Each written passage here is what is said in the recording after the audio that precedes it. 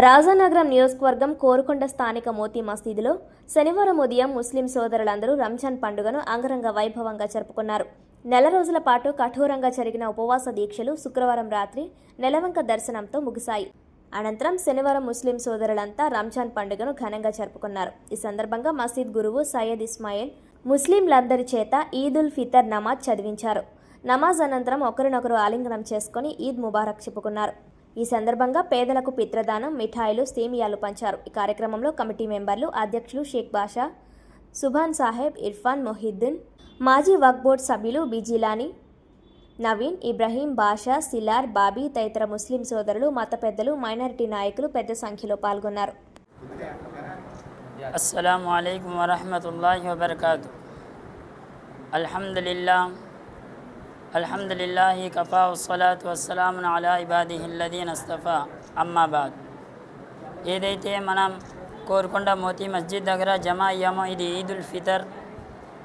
ఈ యొక్క ఈద్ ఉల్ ఫితర్ యొక్క నమాజ్ అల్లా దయ వల్ల ఫిబ్రవరి 21, మార్చి 21 రోజున 30 రోజులతో పాటు ఘనంగా ఉపవాసాన్ని మనం నియమించుకొని పాటించి ఈద్ ఉల్ ఫితర్ యొక్క నమాజ్ని చదివాం.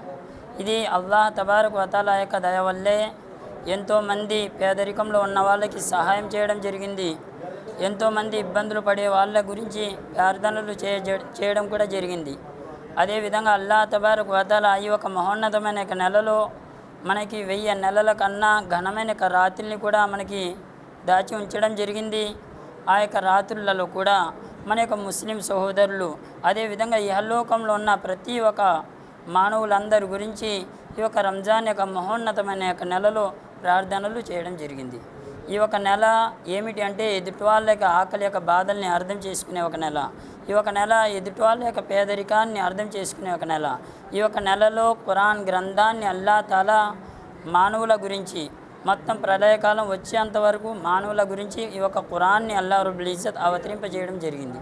అందుగురించే ఈ ఒక నెలలో మన ఎదుటి వాళ్ళకి సహాయం చేయడం, ఖురాన్ని చదవడం, ఒక నెల అంతా మనం ఖురాన్ గ్రంథాన్ని చూడకుండా కంఠస్థం చేసి ఈ యొక్క నమాజ్ని పాటిస్తాం.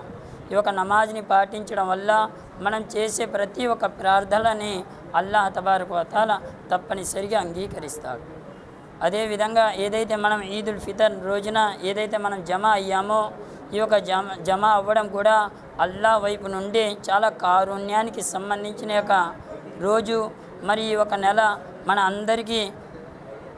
అందరికీ తప్పనిసరిగా మారు ప్రతి ఒక్కరికి ఇబ్బంది జరగకుండా ఈ యొక్క ఈద్ ఉల్ ఫితర్ యొక్క నమాజ్ మరియు ఈద్ ఉల్ అజహా యొక్క నమాజ్ని అల్లాహ్ దయ వల్ల చేసుకునే ఒక భాగ్యాన్ని ప్రసాదించాలి. ఆమీన్. వాఖిర్ దావానా అనిల్ హమ్దులిల్లాహి రబ్బిల్ ఆలమీన్.